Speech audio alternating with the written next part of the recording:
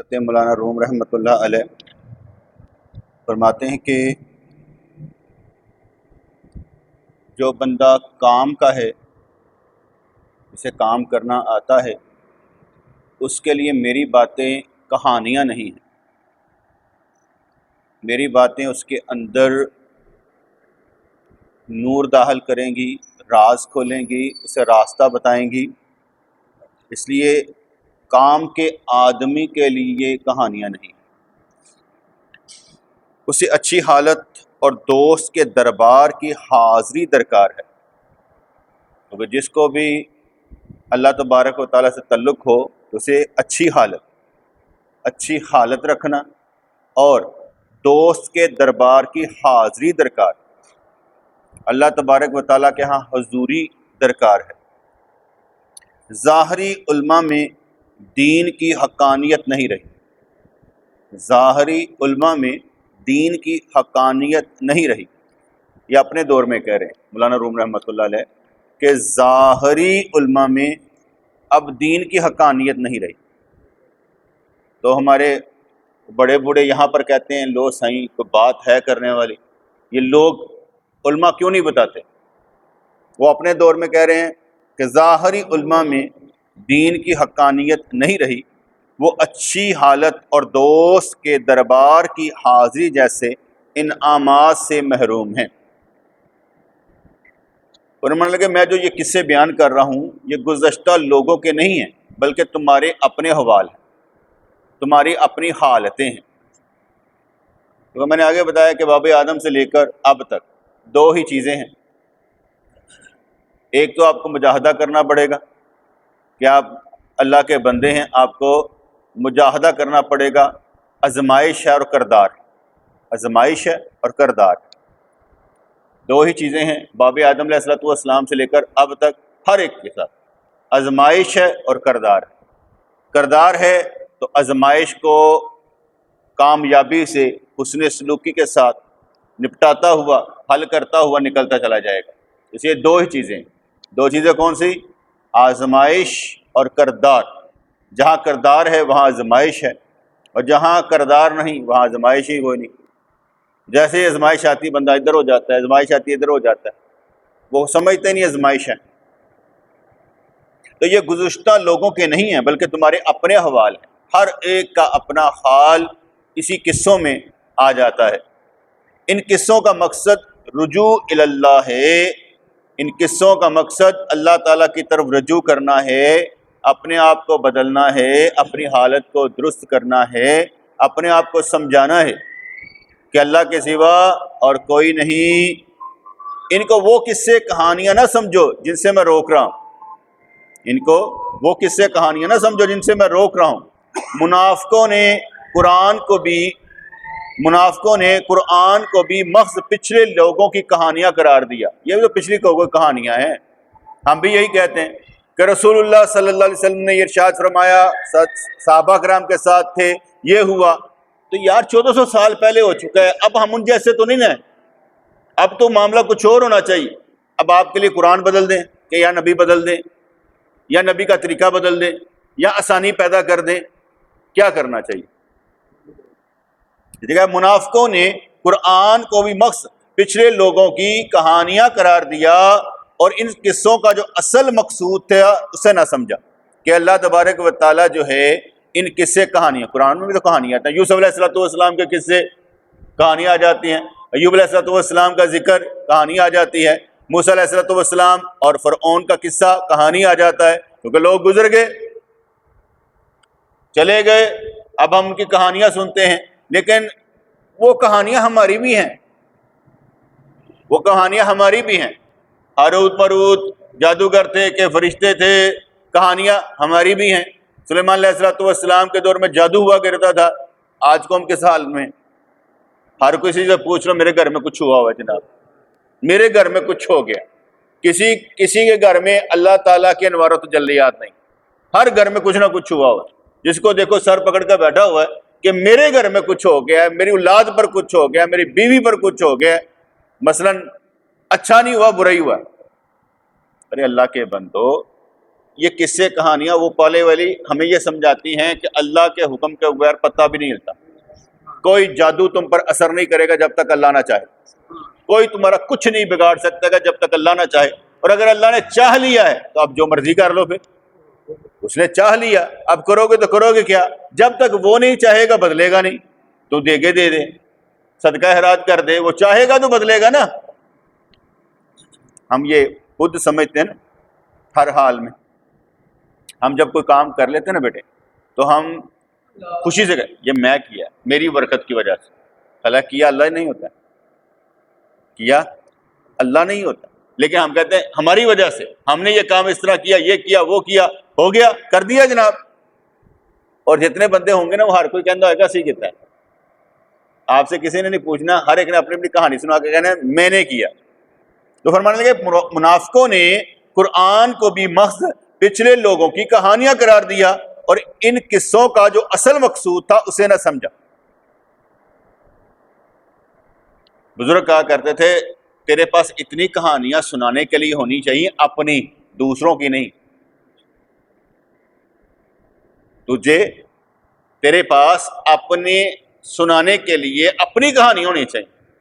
کہانی سمجھتے نا، یعنی آپ نے کسی کو سمجھانا ہے تو آپ نے کہنا کہ میں نے یہ کیا، اس طرح سے ہوا، میں نے یہ کیا. جیسے میں کئی قصے کہانیاں بنا دیتا ہوں نا، بچوں کی شادیاں کی، اس طرح کر دیا، ایسے کر دیا، وہ کر دیا، یہ کر دیا. میں بھی تو بیٹے کہانیاں بناتا ہوں نا، کہانیاں سناتا ہوں، یار میں نے ایسے کیا، میں نے ایسے کیا، میں نے ایسے کیا، میں نے ایسے کیا. اور پھر آپ کو فارمولا دے کر کہتا ہوں اب اس نہج پر چلو یا اس سے اوپر چلو. کیونکہ اب آپ نے یا تو اس سے بہتر کر کے دکھائیں گے نا. جب کسی کو اس کے دور میں مثال مل جائے، جب کسی کو اس کے دور میں یعنی زندگی میں مثال مل جائے اور وہ کہے کہ میں نہیں کر سکتا، تو یہ مثال نے کیا کیسے؟ وہ بھی مثال تمہاری زندگی میں ہے، تمہارے سامنے ہے. اگر وہ کر سکتا ہے تو تم کیوں نہیں کر سکتے؟ اس لیے ہم نے یہ کہنا یا اللہ صراط الذین انعمت علیہم، یا اللہ ہمیں بھی ان کے راستے پر چلا جن پر تو نے انعام کیا ہے. یہ تو ہم مانگتے ہی رہتے ہیں. تو اس لیے کہانیاں آپ نے اپنی سنانی ہے کہ میں نے اس طریقے سے کام کیا. جو آپ نے کیا ہوگا تو پھر کیا ہوگا؟ وہ فائدہ مند. دیکھو نا حاج صاحب کے ہم کہانی سنا دیتے ہیں. حاج صاحب گئے سعودی عرب، چھوڑ کر آ گئے. انہوں نے کہا بھائی ہاں بھائی مور لگا دیں، کہنے لگے رہنے دو. کہانی بن گئی نا، ایک کہانی بن گئی. ٹھیک ہے، اسی طریقے سے آپ کی نیگیٹو اور پازیٹیو بہت سی کہانیاں ہوں گی. نیگیٹو بھی ہوں گے اور پازیٹیو بھی بہت سی کہانیاں ہوں گی کہ میں نے نیگیٹو کیا، پازیٹیو کیا. اگر یہ کہے گا جناب میں رکشہ چلا رہا تھا جس وقت میں، جس دور میں، تو ایسے ایک عورت بیگ بھول گئی، میں نے اسے واپس کر دیا. یہ کہانی ہے، یہ کہانی ہے.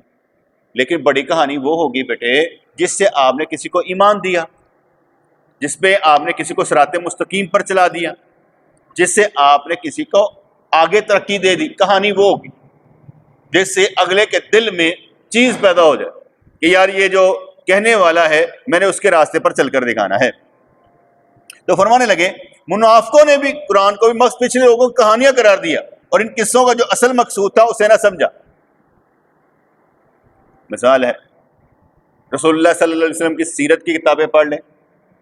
ٹھیک ہے، آپ کے سیرت میں جو جو کچھ آیا وہ سارا کچھ پڑھ لیں، تو اس کے بعد آپ اندازہ کریں، مجھے دو اور فی مدعا بتائیں کہ سرکار کا آنے کا مقصد کیا تھا.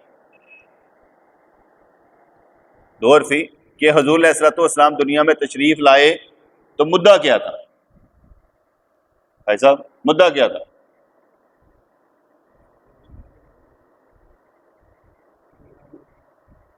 آپ ایک نظام دینے کے لیے آئے. دین ایک نظام ہے نا، سسٹم. آپ ایک سسٹم دینے کے لیے آئے. کسی مذہب میں سسٹم نہیں، کسی مذہب میں سسٹم نہیں ہے. سسٹم صرف اسلام ہے. معاشی، معاشرتی، روحانی، ایمانی، ہر طرح کا سسٹم دے کر میرا نبی گیا. دین کما حقہ ہوتا ہے نا بیٹے، کما حقہ ہو، ہر چیز کا احاطہ کرتا ہے. اس لیے کیا کہتے ہیں، آپ ایک پورا ایک سسٹم نافذ کر کے گئے کہ اس سسٹم کو اس طرح سمجھنا. جب ہم اس سسٹم کو سمجھ لیں گے نا، پھر ہمیں اپنے آپ سے بھی جنگ کرنی پڑے گی، اپنے گھر والوں سے بھی جنگ کرنی پڑے گی، اپنے دوستوں سے بھی جنگ کرنی پڑے گی، اپنے رسم و رواج سے ہر جگہ پر جنگ کرنی پڑے گی. کیونکہ ہماری لڑائی سسٹم سے ہے. ایک بندے کے پاس میں گیا, کہنا کہتا پاکستان میں پائی سسٹم کے ساتھ لڑائی کوئی نہیں ہے, اس لیے میں نے تو چھوڑ دیا ہوا ہے, انہوں نے جو بغیرتیاں کرنی ہیں کرتے رہے. اس نے ہار مان لی ہوئی. حالانکہ ہر ایک بندہ اپنی لائن آف ایکشن میں اپنے سسٹم سے لڑنے کے لیے پیدا ہوا. آپ جہاں پر پھنس گئے ہیں اس سسٹم میں آپ نے کام کرنا ہے اور اس سسٹم کو چالو کرنا ہے. کبھی میں نے اب یہ چالو کیا, میرا طریقہ کار یہ ہے. روزانہ اخبار میں مختلف واقعات اچھے برے بیان ہوں گے. زیادہ تر اچھے نہیں ہوتے, زیادہ تر برے ہوتے ہیں, زیادہ تر برے ہوتے ہیں. ٹھیک ہے, جو بندہ یہ سارے میڈیا دیکھ کر اور سارا مواد دیکھ کر اخبار کا مایوس ہو جائے, سسٹم ہی خراب ہے. یہ بیٹے سسٹم تو نے ٹھیک کرنا, انفرادی بھی اجتماعی بھی. اب تو کہے سسٹم خراب ہے تو بھی تو اس میں شامل ہے, تیرا بھی سسٹم خراب ہے, تاکہ تو بھی یہی کہنے والا ہے بس مایوس. یہ نہیں ٹھیک ہو سکتا بھئی, ہم ٹھیک کرنا نہیں چاہتے, ہم تو خود کو ٹھیک کرنا چاہتے ہیں. خود کو ٹھیک کریں گے تو سسٹم ایک کا ٹھیک ہو گیا. اگر ایک بندہ خود کو ٹھیک کرے تو 24 کروڑ ٹھیک ہو جائیں گے. اگر بندہ یہ کہے کہ پہلے مجھے سسٹم ٹھیک کر کے دیو پھر میں چلاواں گا, نہیں بیٹا ایسا نہیں ہوتا, ایسا نہیں ہونا. آپ نے خود اپنا سسٹم ٹھیک کرنا ہے. وہ سسٹم آپ کا گھر کا ہو, باہر کا ہو, جہاں کا ہو, آپ نے خود ٹھیک کرنا ہے. پھر فرمان لگے کہ منافقوں نے قرآن کو بھی مقصد پچھلے لوگوں کی کہانیاں قرار دیا اور ان قصوں کا جو اصل مقصود تھا اسے نہ سمجھا. یہی حال میری کتاب کا. لوگ قصے کہانیاں سمجھتے ہیں. آپ نے دیکھا ہوگا مثنوی شریف کے قصے, وہ کہتے قصے نہیں ہیں, ان سے عبرت حاصل کی جا سکتی, ان سے اگلا راستہ لیا جا سکتا ہے, ان سے اپنی ایمانی حالت میں اضافہ کیا جا سکتا ہے. وہ کہتا ہے وہ گیت جو تو نے سنا نہیں, میری عمر بھر کا ریاض تھا, میرے درد کی تھی داستاں جو ہنسی میں تم اڑا گئے. کہنا میں جڑا تین گل سنائی نا پتر, میرا درد سی تے تو ہنسی چڑا گیا, تجھے سمجھ نہیں آئی میں کیا کہہ رہا تھا. فرمایا قرآن ایک صفت خداوندی ہے, کلام الہی ہے, صفت خداوندی ہے جو زمان و مکان سے بالا تر ہے. نہ ادھر سے سب سے ہی بالا تر ہے. کتنا آسان اور چلنے میں کتنا مشکل, پڑھنے میں کتنا آسان, چلنے میں کتنا مشکل. تو قرآن ایک صفت خداوندی ہے جو زمان و مکان سے بالا تر ہے. ادھر بیٹھ جا کے, ادھر دوست بیٹھا ہوا, وہاں ماضی و مستقبل نہیں ہے, وہاں ماضی اور مستقبل نہیں ہے. لیکن لفظ پر غور کیجئے گا کیا کہہ رہے ہیں. قرآن ایک صفت خداوندی ہے جو زمان و مکان سے بالا تر ہے, وہاں ماضی اور مستقبل نہیں ہے, حال پریزنٹ. آپ میرے پاس موجود ہیں,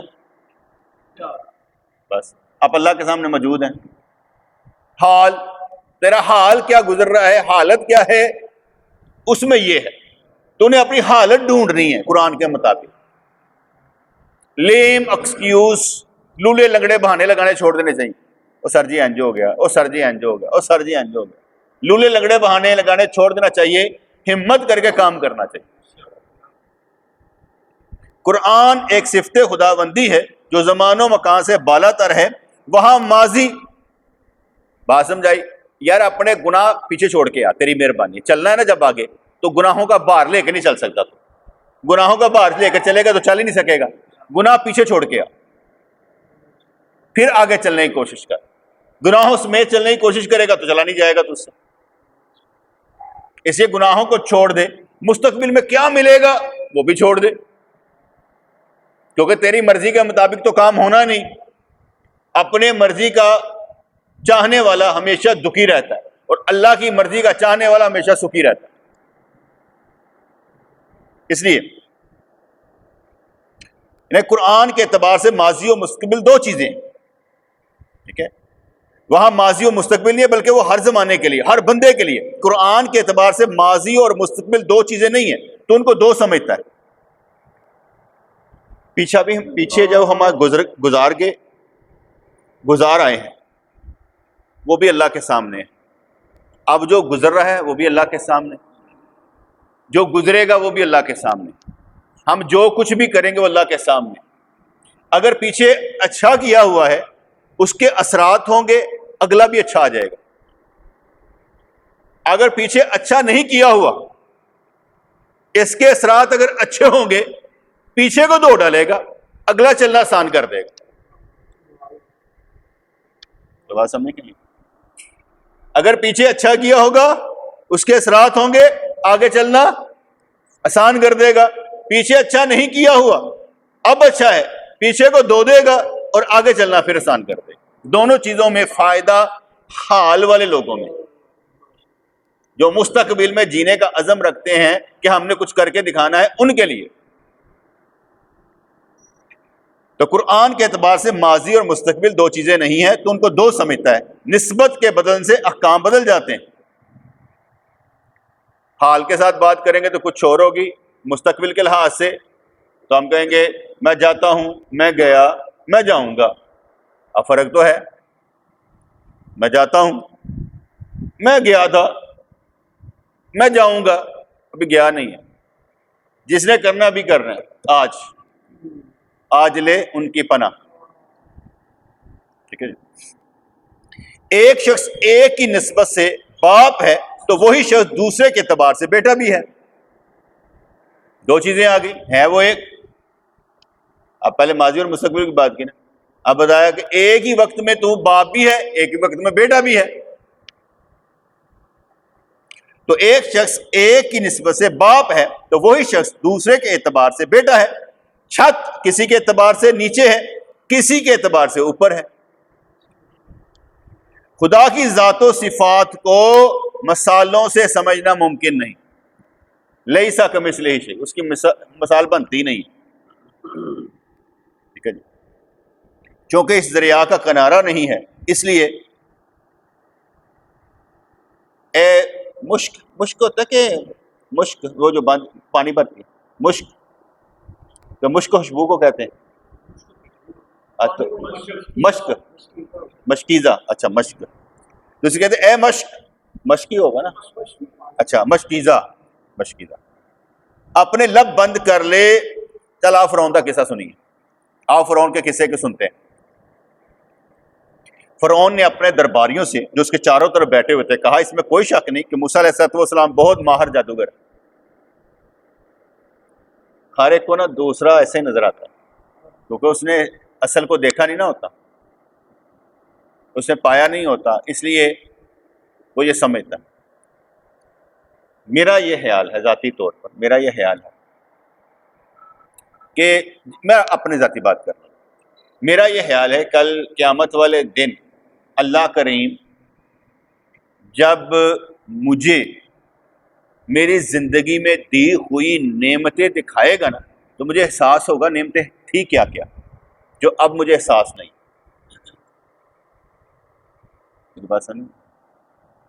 اللہ کریم کل قیامت والے دن جب مجھے جو زندگی میں دی تھی نعمتیں ان کا احساس کروائے گا، دکھائے گا، تو پھر مجھے پتہ لگا کہ میں کتنی نعمتوں میں تھا. اس وقت ہمیں احساس نہیں ہوتا. کیوں نہیں ہوتا اس وقت؟ ہم اسے ذاتی جگہ سمجھتے ہیں، یہ تو میری اپنی چیز ہے. آپ کے پاس صحت ہے، نعمت ہے، ٹھیک ہے، یہ اللہ کی نعمت ہے، لیکن ہم یہ سمجھنے میں ٹھیک ٹھاک ہے، وہ اپنی ذاتی. لیکن جس وقت اللہ دکھائے گا نا کہ یہ دیکھ میں نعمتیں نعمتیں نعمتیں نعمتیں آخر تک کی نعمتیں دکھائے گا، تو ہم میرے خیال سے وہ تو مر جانے کا مقام ہی ہوگا، رونے کا مقام ہی ہوگا کہ یا اللہ احساس نہیں تھا. ٹھیک ہے. اگر وہ آج ہمیں احساس کروا دے اور ہمیں سمجھ آ جائے کہ اللہ کی کون کون سی نعمتیں ہمیں دی گئی ہوئی ہیں، تو پھر اس کے بعد میں یہ کہنے لگا تھا پھر ہمارا سر سجدے سے اٹھے ہی نہ. لیکن ہم بڑے جاہل لوگ ہیں، غافل لوگ ہیں، اسی سر اٹھا کے پھر جینا سیکھ لیں. تو پھر آگے اللہ سے دعا کرتے ہیں یا اللہ مہربانی فرما یہی طاقت دے دے کہ تیرے آگے سے سر اٹھے ہی نہ، کیونکہ تیرے بغیر تو کچھ نہیں ہونا. ہم ایسے نہیں ہیں، ہمیں اپنی حالت کا پتہ ہے، ہم ایسے نہیں ہیں. کہ تیرے نعمتیں دیکھ کر بھی سر سجدے میں رکھ دیں. ہم ایسے نہیں ہیں. فرعون نے اپنے درباریوں سے جو اس کے چاروں طرف بیٹھے ہوئے تھے کہا اس میں کوئی شک نہیں کہ موسیٰ علیہ السلام بہت ماہر جادوگر ہے. یہ چاہتا ہے کہ اپنے جادو کے زور سے ہمیں ملک سے نکال دے. تم لوگوں کا کیا مشورہ ہے؟ درباریوں نے مشورہ دیا کہ موسیٰ علیہ السلام اور ہارون علیہ السلام کے معاملے کو چند دن کے لیے ملتوی رکھیں اور شہروں میں جادوگروں کو جمع کرنے کے لیے ہر کارے روانہ کر دیں. وہ آپ کے پاس ہر ماہر جادوگر کو لے آئیں. دو بہت مشہور جادوگر تھے. سحر کا اثر عموماً سفلیات پر پڑتا ہے لیکن وہ اپنے جادو سے الویات کو بھی متاثر کر دیتے تھے. سفلی الوی، ایک نیچے والی گری ہوئی چیز، ایک اوپر والی. حضور علیہ السلام کو بھی کافر نہ نظر لگانے کی کوشش کرتے تھے. آپ پر بھی نظر لگانے کی کوشش کرتے تھے لیکن لگتی نہیں تھی کیونکہ نبی کے اوپر تو ظاہر کچھ اور تھا نا. ان کا حالہ ہی کچھ اور تھا. حالہ ان کے اوپر ہی کچھ اور. پھر سب سے بڑی بات کہ اللہ کریم نے ارشاد فرما دیا ہوا تھا واللہ یعصمک من الناس، اے محبوب ہم تجھے لوگوں سے بچا کر رکھیں، تیرا رب رکھا. ٹھیک ہے. کئی دفعہ جب میں ایسے پڑھتا ہوں نا، ویسے آیت پڑھ لوں یا سوچ لوں تو ساتھ دل میں آتا ہے کہ اس کا اثر مجھ پر بھی آ جائے. یعنی نبی کریم علیہ السلام کے حالے کا اثر مجھ پر بھی آ جائے. تو دو بہت مشہور جادوگر تھے. سحر کا اثر عموماً سفلیات پر پڑتا لیکن وہ اپنے جادو سے الویات کو متاثر کر دیتے تھے. وہ دونوں جادوگری میں مجتہد تھے اور کسی کا مقلد نہ تھے. مجتہد جڑا آپ یاد کرتا کہتا ہے گالا دا موجد ہے، انہیں گالا یاد کی دیں، اپنے آپ بناتا ہے، گالیوں کا موجد ہے. یہ جادو کے موجد تھے، خود کریٹ کرتے تھے، کریشن تھی ان کی. ان کے پاس بادشاہ کے دو سفیر آئے اور کہا کہ بادشاہ نے تمہیں طلب کیا کیونکہ دو فقیر آئے ہیں، اور انہوں نے بادشاہ کے قلعہ پر ڈیرا جما لیا. ان کے پاس ایک لاٹھی ہے جو اسلحہ بن جاتی. بادشاہ اور اس کی فوج سب اس کے سامنے عاجز ہیں، ان کو دفع کرنے کی کوئی تدبیر کرو، بادشاہ تمہیں بہت سارا انعام دے گا. ان دونوں پر بھی خوف طاری ہوا. وہ کون ہے جس نے بادشاہ اور اس کی فوج کو خوفزدہ کر دیا؟ کئی دفعہ نا ڈر نہیں لگتا، بندہ بڑے بہادر ہوتا ہے. کئی دفعہ چھوٹی سی چیز سے بندہ ڈر جاتا ہے، کہتے ہیں یار بنے گا کیا. یہ تو بڑی بڑی سی چیز سے نہیں ڈرتا نہیں، وہ کبھی لمحے بھر میں ڈر جاتا ہے. ان کے دل میں حضرت موسیٰ علیہ السلام کے متعلق محبت کا جذبہ بھی پیدا ہوا کہ شاید وہ اللہ کے برگزیدہ ہوں جنہوں نے سب کو ڈرا رکھا ہے. انہوں نے اپنی ماں سے پوچھ کر اپنے باپ کی قبر دریافت کی. وہ ان کو اس کی قبر پر لے گئی. پہلے انہوں نے 3 روزے رکھے تاکہ اپنے باپ کی روح سے حضرت موسیٰ علیہ السلام کی حقیقت معلوم کر لیں کہ حضرت موسیٰ علیہ السلام کی لاٹھی کا اژدہا بننا من جانب اللہ کوئی معجزہ ہے یا جادو ہے. اگر معجزہ ہے تو ہم اس کی تعظیم کر کے راہ ہدایت پر آ جائیں. سب سے بڑا فائدہ ہوتا ہے کسی سچے کو مان لینے میں. سچے کو مان کر سکون مل جاتا ہے، نہیں تو بندہ مقابلے میں لگ جاتا ہے. سچے کو مان کر سکون مل جاتا ہے. وہ ایک بندہ میرے پاس آیا، کہنے لگے بہت سے علماء جو ہے نا آپ کے متعلق مختلف رائے ہیں، بڑی متضاد، کیا آپ ساروں کو اکٹھا کرنا چاہتے ہیں، پتہ نہیں کیا کرنا چاہتے ہیں. میں کہا یہ اکٹھا ہونا چاہتے ہیں؟ کہنے گا نہیں. تو میں کہا میں کیسے اکٹھا کر سکتا ہوں؟ بھائی 2 بھائی لڑے ہوں تو صلح کرنا نہیں چاہتے، میں کروا سکتا ہوں. ٹھیک ہے، میں تو سمجھا سکتا ہوں. میں نے کہا یار میرا تو چھوٹا سا مسئلہ ہے، میں تو یہ پوچھتا ہوں اسے یہ بنانا ہے، اسے یہ بنانا، بریلوی کو دیوبندی بنانا ہے، دیوبندی کو بریلوی بنانا ہے، مجھے بتا دو طریقہ کار. اچھا اس کے نا بھیجے میں بات آ گئی. کہنا تو ٹھیک ہے، یہ تو کوئی مشکل کام نہیں، ان کو کرنا چاہیے. میں کہ بس میرا یہی مسئلہ ہے کہ یہ میری بات کو سمجھ نہیں پاتے یا سمجھنا چاہتے نہیں. ان دونوں بھائیوں کے باپ کی روح نے انہیں خواب میں بتایا کہ اس معاملے میں صاف صاف بتانا ممکن نہیں ہے. یہ پوشیدہ بات مجھے معلوم ہے لیکن بتانے کی اجازت نہیں ہے. ہاں ایک علامت بتا دیتا ہوں جس سے تم سمجھ جاؤ گے کہ یہ جادو ہے یا معجزہ. سحر اور معجزے میں یہ فرق ہے. سحر کا تعلق محض سحر کرنے والے کی توجہ اور تصرف ہے، لیکن معجزے کا تعلق نبی کی توجہ اور ہمت سے نہیں ہے، بلکہ وہ خدائی ارادے کے متحد ظہور پذیر ہوتا ہے. ویسے نہیں گل سمجھو، اس وقت بھی حضور علیہ الصلوۃ والسلام کے تصرفات ان کی توجہ اور ہمت سے نہیں، خدائی ارادے سے وجود میں آتے ہیں۔ جب اللہ چاہتا ہے تو تصرفات بڑے آرام سے سمجھا دیے نا، تو ان کے ذاتی توجہ نہیں بلکہ خدائی ارادے سے کام بن جاتے ہیں۔ خدائی ارادہ ہم پر غالب آنا چاہیے۔ اگر ہم پر خدائی ارادہ غالب آ جائے اور ہم اس خدائی ارادے کے ماتحت ہو جائیں تو سارے کام سیدھے ہو جائیں۔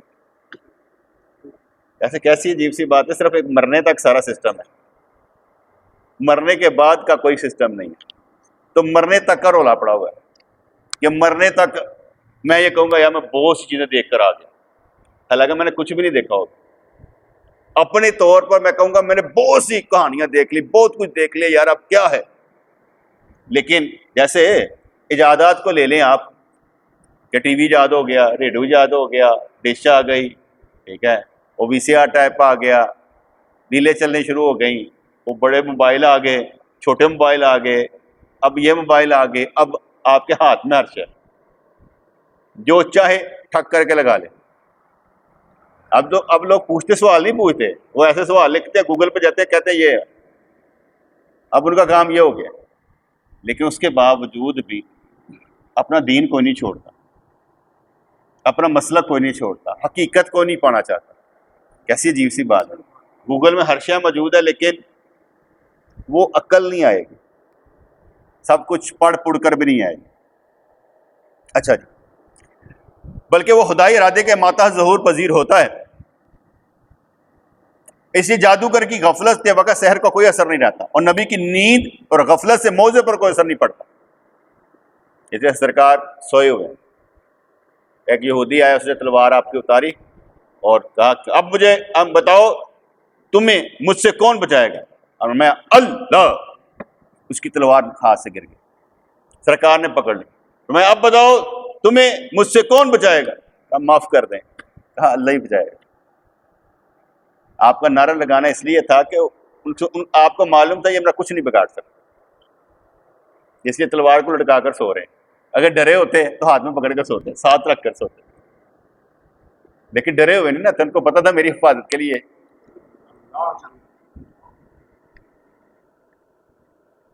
ہم بھی اتنا نہیں ڈرتے، دروازے کھول کے رکھتے جدو ہوئے گا پھر دیکھا، ابھی کیوں ڈرنے کی ضرورت ہے، پہلے ڈر جائیں، دروازے کھلے رہنے دینے چاہیے۔ اچھا، تو اس لیے جادوگر کی غفلت کے وقت سحر کا کوئی اثر نہیں رہتا، نبی کی نیند اور غفلت سے موضع پر کوئی اثر نہیں پڑتا، وہ موضع ہر حال میں قائم رہتا ہے۔ اگر تم نے اس کی لاٹھی اس کے سوتے ہوئے ہونے کی حالت میں چرا لی تو وہ جادوگر ہے، اور اس کا علاج تمہارے پاس موجود ہے، لیکن اگر نہ اٹھا سکو تو اسے خدائی موضع سمجھ۔ وہ شخص یقیناً اللہ کا برگزیدہ رسول ہے، اگر یہ موضع ہے تو فرعون اس پر قابو نہ پا سکے گا بلکہ ذلیل ہوگا، کیونکہ موضع کا تعلق ذات خداوندی سے ہے، وہاں غفلت کا کوئی تصور نہیں ہے، لہٰذا اس کی حفاظت مکمل ہوتی ہے، جبکہ ساحر کی حالت اس گدڑیے کی سی ہوتی ہے، جب وہ سو جائے تو بیڑیا اس کی بکری کو لے جاتا ہے۔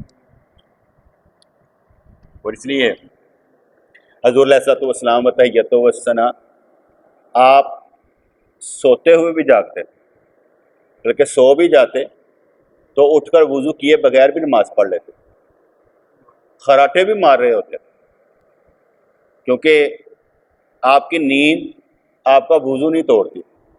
پھر آپ فرماتے تھے کہ آنکھیں سوتی ہیں میرا دل جاگتا رہتا ہے، آنکھیں سوتی ہے میرا دل جاگتا رہتا ہے۔ اس لیے حضور علیہ الصلوۃ والسلام کا دل جاگتا رہتا ہے، اور دل کے ماتحت آنکھیں جاگتی رہتی ہیں۔ اس لیے حضور علیہ الصلوۃ والسلام وتحیۃ والثناء کا سونا بھی ہماری وجہ سے تھا، وگرنہ آپ احادیث میں پڑھیں تو کئی دفعہ رات کو، ایک رات کو کئی دفعہ اٹھ کے سرکار نے وضو کیا، نماز پڑھی، وضو کیا، نماز پڑھی، وضو کیا، نماز پڑھی۔ ہمیں پرابلم یہ پڑی ہوتی ہے یار فجر پڑھ کے سوئیے، نہ کہ فجر چھٹ جائے، ہمیں یہ فکر پڑی ہوتی۔ وہ ایک رات میں کئی دفعہ اٹھتے ہیں، کئی دفعہ نفل پڑھتے ہیں، پھر سو جاتے ہیں۔